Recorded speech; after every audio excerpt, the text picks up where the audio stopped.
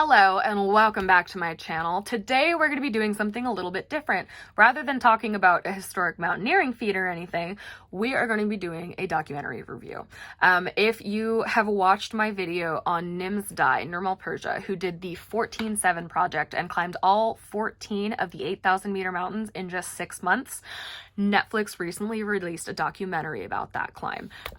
It's freaking beautiful. Spoiler alert. Amazing. 11 out of 10. I absolutely think you should watch it. There you go. That's the end of the review. Have a great day. But seriously, this was a beautiful documentary, and I'm not going to go into full detail on it just because I already did a very in-depth video on this climb and on the history of this climb. And this documentary is obviously going over all the same things I talked about, but just with a whole frickin' bunch of extras and lots of really cool things. So we're gonna talk about the extras and the cool things. It's amazing. So if you aren't familiar whatsoever, in 2019, a man named Nirmal Purja, who also goes by Nimsdai, set himself a goal of climbing all 14 of the 8,000 meter mountains in just 7 months, and then he accomplished it in 6, which was wild. The previous record for this was 8 years. It took almost 8 years for the fastest climber to climb all 14 of these mountains. So this was absolutely unheard of. And he was an unknown climber. He only started climbing in 2012. He was very, very brand new to climbing. And so everybody was like, seriously, this guy, really? This guy, really? And then he was like, yeah, this guy, really? I'm gonna fucking do it. Watch me. And then he fucking did it. And now you can watch him. Sorry, you're gonna see the chaotic energy coming out in this video. The big reason that Nims wanted to do this climb was to bring Sherpas into the spotlight and allow the Nepalese people to really be celebrated for how incredible and accomplished they are as mountaineers. Sherpas are the absolute heart of mountaineering, and they do not get the recognition that they deserve. I've talked about it in other videos. Nims talks about it in the documentary. They're not named. They're just called my Sherpa or the Sherpa. They're not treated like human beings. They're just an asset, a tool to get to the top of a mountain, and it's disgusting.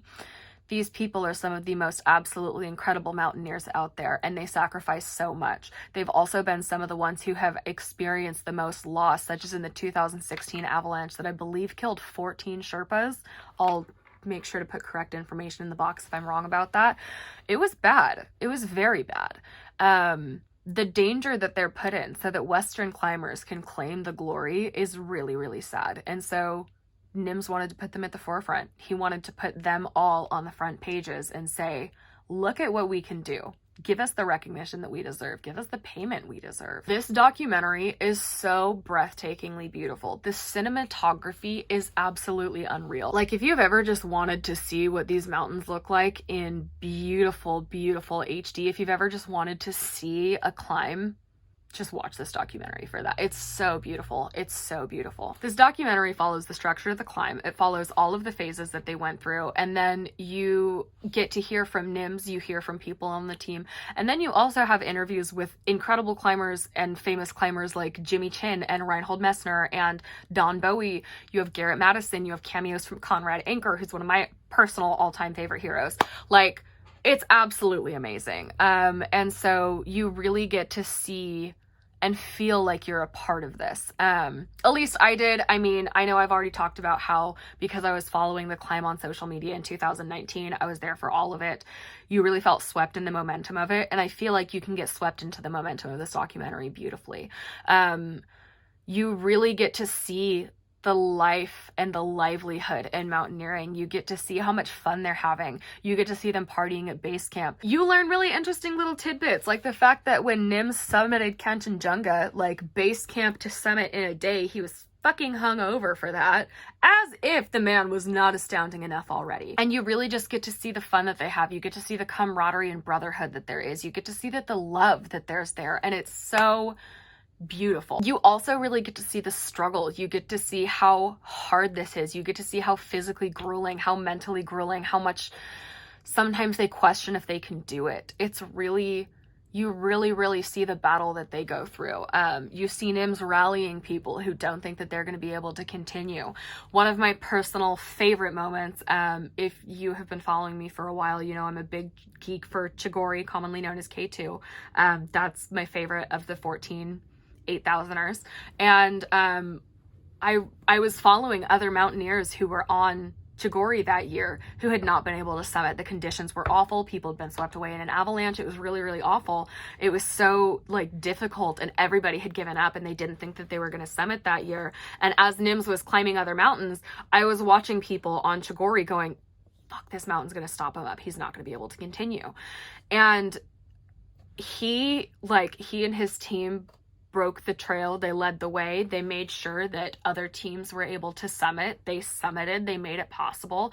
And actually watching the footage from that, watching him trying to rally the people at base camp, watching them argue with him and tell him that he's crazy and that he can't fucking do this, just watching the intensity of it, it was beautiful. It was so incredible. And hearing from the other climbers who were on the mountain at that time about the way that Nims and his team truly just reinvigorated their energy and made them come alive was so beautiful. You really just, I have so many emotions about this documentary. It's really beautiful.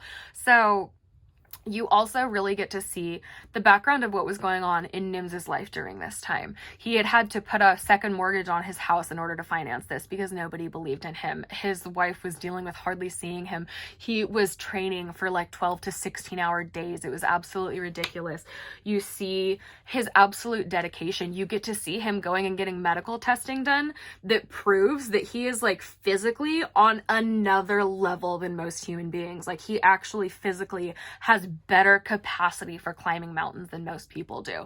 And then on top of that, you get to see what was going on with his family at this time. And I think that this is one of the most powerful parts of the documentary. There was an expectation for him as the youngest son to take care of the family. And especially because he was in the military and was working toward, I can't remember what it's called. Is it pension? When you're done with the military, you've been in there for a certain amount of years and you continue to get paid out forever. I don't remember what that is, but that he was working toward that. And so his family really, really wanted him to continue. One of his older brothers in particular really was like, you cannot pursue your personal dreams until you get that. You have to put everything on hold until you're able to take care of the family. And so his choice to quit the military and focus on climbing, his choice to put his dreams not necessarily above his family, but he believed that his dreams would lead to being able to take care of his family. He believed in himself. He believed that this was the right thing to do. And he really had to battle against societal expectation and familial expectation. So you see that battle with his brother. You see his mom, who was dealing with a lot of health issues at the time.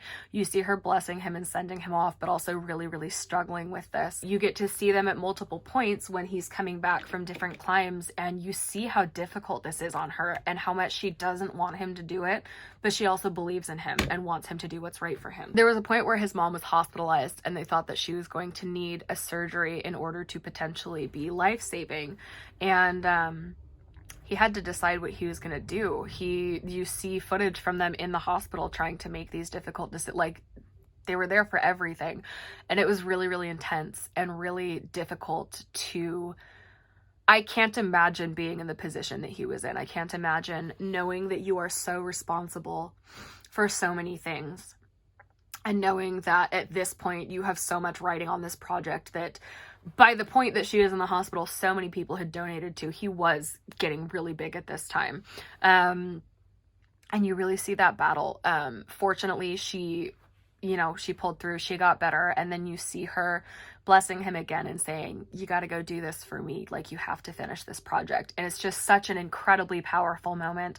I've watched the documentary twice. I teared up both times because like, it was just that was so powerful. And so you really, really see just so much behind this. You see the battle that this was. You also see footage of the rescues that Nims was working on. They were very careful and very respectful about not filming the faces or filming anything too distressing. But you do see the rescues. You see how hard it is to do a high altitude rescue. I've talked about it before, but you see some of the difficulty.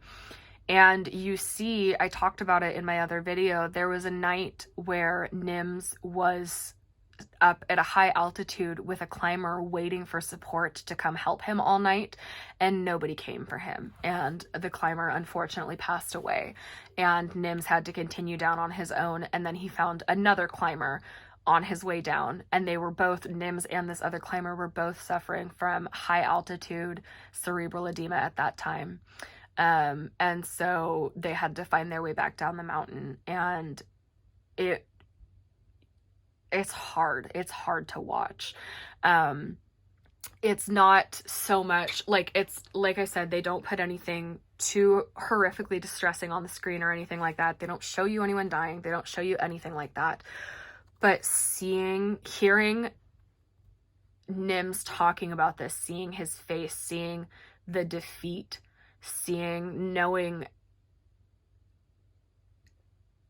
I literally can't imagine. I can't imagine what it must be like to be freezing all night at a high altitude trying to save someone's life and nobody's there for you.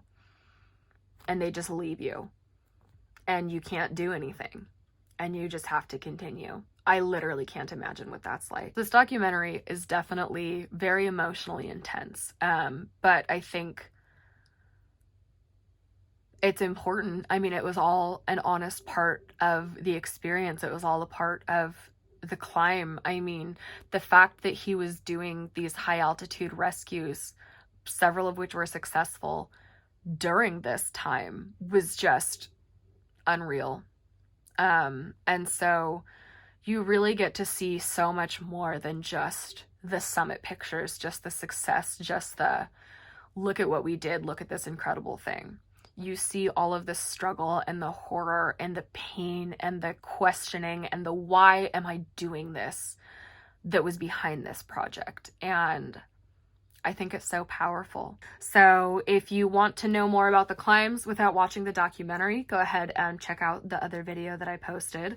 And if you want to watch the actual documentary, go check it out on Netflix. It is an hour and 41 minutes long, and it is worth every single second, every single moment of it. This is my first time doing any kind of a video review, and this is very much outside of my comfort zone, but it's something that we talked about on Instagram. As always, if you're not following my Instagram, I don't know how you would have found this without following my Instagram, because that's the only place I ever talk about YouTube. I do post polls there and questions about what kind of mountaineering content you want to see, whether or not you want videos like these reviews. And so the overwhelming answer was yes, please review this documentary. And so, like I said, I give this an 11, 12, 15 out of 10. I think it was really incredible. I think it was really beautiful. And I think if you have any interest whatsoever in this climb, it's definitely a documentary to watch. How do people do this? I never know how to end these videos. I really need to figure out how to do a proper sign off.